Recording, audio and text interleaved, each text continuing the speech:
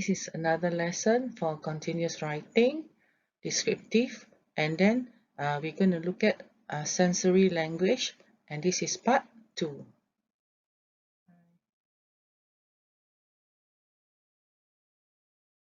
Tips in writing.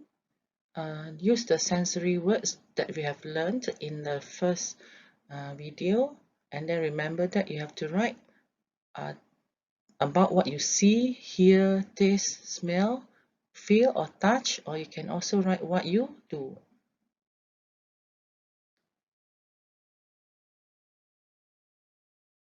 The objective for this lesson is, first of all, we are going to learn the vocabulary for fire, and then number 2 is to learn to write sentences with the vocabulary, and the third is to learn to write essays or compositions. First, let's look at the word list for fire. So we have word, verb, adjectives for fire. Let's look at the first one. Words, we have blaze, flames, inferno, fire. For verbs, we have burnt down, ablazed, ravaged, rage, flamed, spread, lit, engulfed, and also rekindled.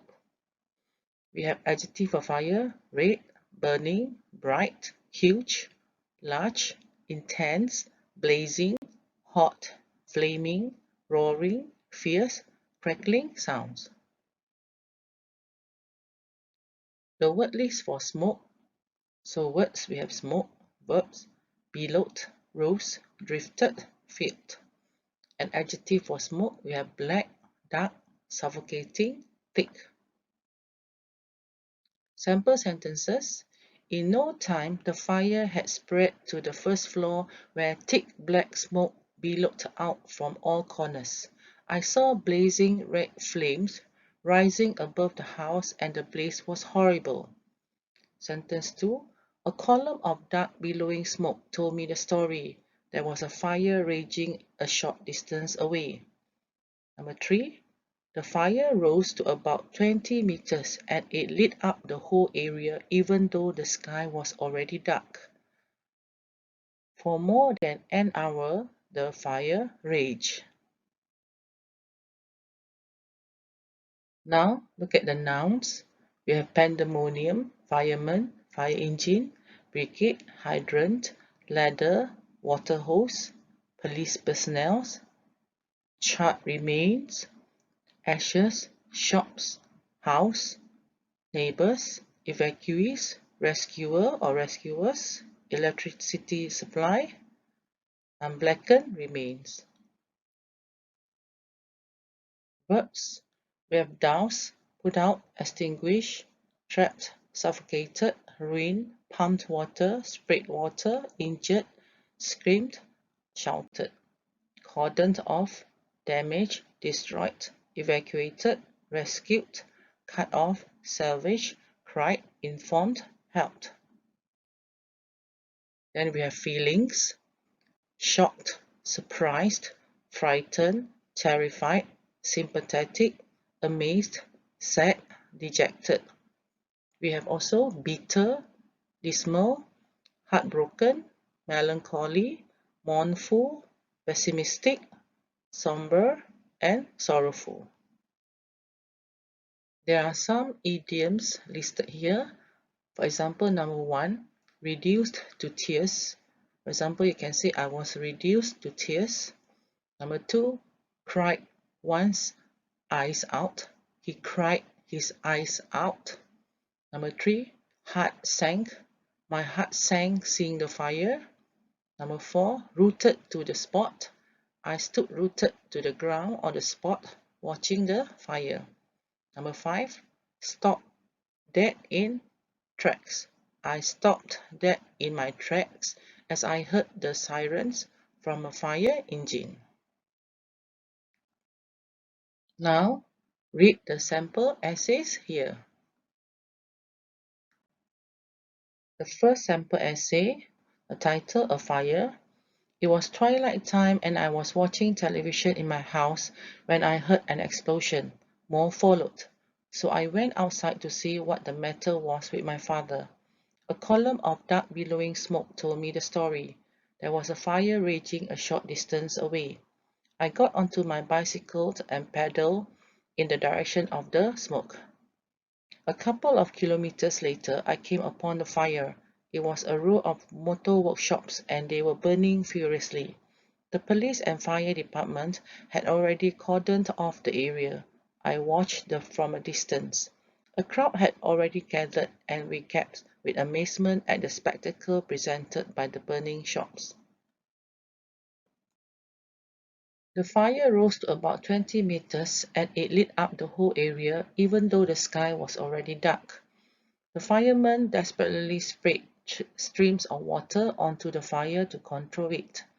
Now and then explosions could be heard as gas cylinders blew up in the intense heat. For more than 1 hour, the fire raged. I could see anxious people trying to get near the workshops only to be held back by the police. They were obviously the shop owners trying to save their shops. Hopelessly, they could do nothing but wait for the fire to be extinguished. Finally, the blaze died down and darkness enveloped us. The workshops were totally razed. Only red-hot embers remained where they once stood. The crowd thinned, and I too got onto my bicycle and cycled home. This is the second model essay on fire, so the title is A Squatter Fire. I had never seen a house on fire before, only film reports of it on the television. So one evening when I heard the siren screams of a few fire engines rushing past my house, I dashed into the street and joined a growing crowd of curious people. We could see the fire only from a safe distance, as the police had cordoned off the place for security reasons. Even at a distance, I could recognize that the affected houses were in a squatter area where my part-time maid Mani lived. What a terrible scene greeted my eyes. The fire was raging through the shabbily built houses. Flames leaped up hungrily to devour the wooden sheds. Every now and then, tongues of fire would shoot up almost sky-high, sprinkling bright red sparks of fire about.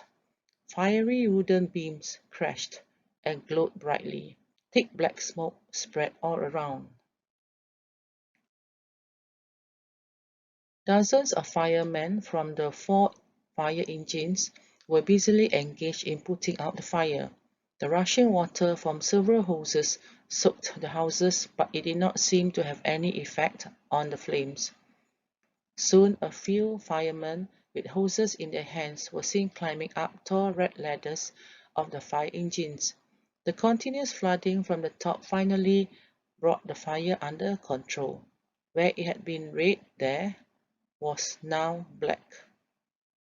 The charred remains of ruined houses. While all eyes were transfixed on the inferno, the plight of the victims did not escape the eyes of the spectators. Firemen were seen dragging wailing women away from the burning houses to a safe area. Frightened children clutched to their mothers. Some of the men simply stared speechlessly as they witnessed their homes reduced to ashes. It took only 30 minutes before the whole squatter area, comprising mainly wooden houses, was razed to the ground. No one could salvage anything. According to a reporter, the estimated loss was at least 50,000 ringgits. Although the amount may seem insignificant to some, for the victims it was all they had. Their only consolation was the fact that no lives were sacrificed. Though I watched with great sympathy for the other victims of the fire, my real fear was for money. All this while, I was straining my eyes to catch a glimpse of her. What a relief when I finally saw her standing with downcast eyes in the midst of other fire victims. My heart went out to her. Next, we have the third sample essay, titled A Daring Rescue. It was a 7-story building that had caught fire. The lower floors were used for offices and shops. In the 3 upper floors, people were living with their families. There were several families living in the flats. The fire started in a paint shop on the first floor. How it all started, nobody knew. The fire was noticed only when it began to rage. It was an ungodly hour when the fire broke out. The fire was noticed first by a night watchman who raised an alarm. He phoned up promptly for the fire service and police. It was some time before the fire engines came to the scene. By then, the fire had spread to the other floors. Between fire and smoke, there were cries of anguish and despair. People were at first rescued with the help of ladders and lifts. In the confusion that prevailed, nobody knew who was rescued. In such circumstances, people tend to be very selfish. The firefighters thought they had rescued all. Then suddenly a lady remembered that her child, who was sleeping in the cradle, had not been rescued. One can understand her anguish and pain. She began beating her chest and wailing, thinking that her baby would have perished by then in the fire. One of the firemen did not lose hope. He told the lady assuredly that if the child was still alive, he would go and surely save it. He drenched himself with water, got up the ladder in spite of the warning given by his colleagues. Walls were crumbling down and beams were falling and tongues of fire were still to be seen. Worst of all, there was a thick pall of smoke. The fireman managed to get a foothold on the window. He got into the room and with great difficulty he was able to locate the cradle. It was a miracle that the fire had not done much damage to the site where the cradle was located.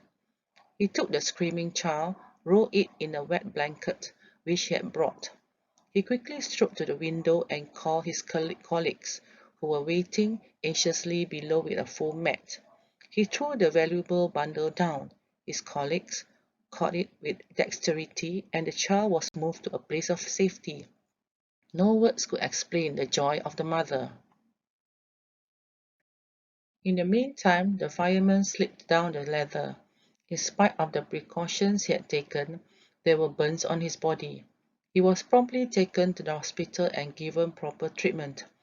In appreciation of his service, the highest civil authority rewarded a sum of money to him. That was the proudest moment in the life of the fireman. Everybody was saying that he could get the National Merit Medal for his courageous act. Reminders: in your continuous writing, please remember to use your past tense for the verbs or the action words. And then use sensory words or idioms to make your essay better. So if you put in sensory words or idioms, you could score more marks. We have come to the last slide. So this is the end of the descriptive writing for part 2 on sensory language. There is a quotation by Charles Bukowski. What matters most is how well you walk through the fire. We have reached the end of the lesson for today. Thank you and happy writing. So congratulations, you have finished the lesson on descriptive writing. Okay, don't forget to subscribe to my channel. It is called Educator OmniTube. So bye bye.